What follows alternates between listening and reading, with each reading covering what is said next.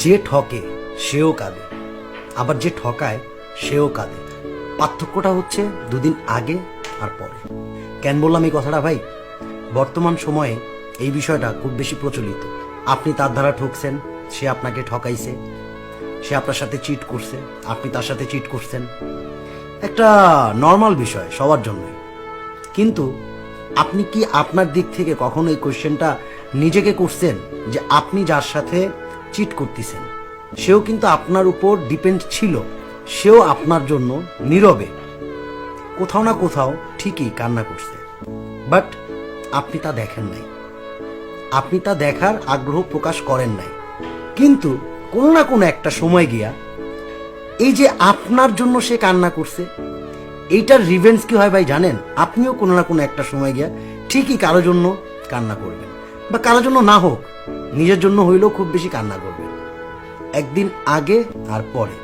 কথায় আছে না, যে যেমন করবে সে ঠিক তেমনটাই পাবে, একদিন আগে বা পরে। তো খুব সহজে এই ধরনের সিচুয়েশনগুলা তৈরি করা ঠিক না, যাতে করে আপনি ঠকাবেন, সে কান্না করবে, এবং কোনো না কোনো একটা সময় গিয়ে আপনি নিজেও কান্না করবেন। আফসোস, মানুষ এইগুলা বুঝতেই চায় না, বুঝার কোনো ইচ্ছা শক্তি নিজের মধ্যে রাখে না। কেন যে মানুষ এইগুলা করে, কেন যে মানুষ ওই অন্য মানুষকে কাঁদায় খুব বেশি মজা পায়, বাট একটা সময় গিয়ে সেও কান্না করে, এই বিষয়টা কখনো সে উপলব্ধি করতে পারে না, বুঝার চেষ্টা করে না যে কেন এই সিচুয়েশনগুলো এত নর্মালি কেন আমরা ক্রিয়েট করি।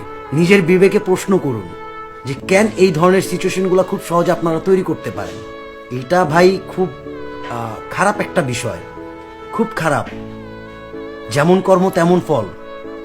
আপনার জন্য সে কান্না করতেছে, একটা সময় গিয়ে আপনিও কান্না করতেছেন, কারোর জন্য না হোক নিজের জন্য, নিজের জন্য না হোক ফ্যামিলির জন্য। একটা রিভেঞ্জ থাকেই ভাই।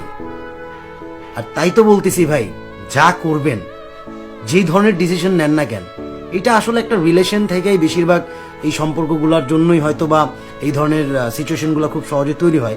ওভারঅল সব কিছু মিলাই, কারণ মানুষের লাইফে রিলেশন বলতেই যে একটা শব্দ থাকবে এরকম না, যে কোনো ধরনের কিছু হইতে পারে।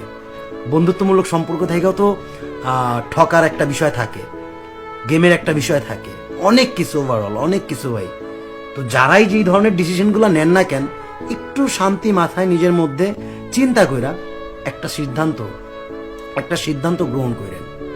এতে করে দেখবেন ভাই, অন্তত কেউ আপনার জন্য কান্নাও করবে না, আর আপনিও কোনো না কোনো একটা সময় গিয়ে কান্না করবেন না, নর্মাল লাইফ লিড করতে পারবেন। That's it.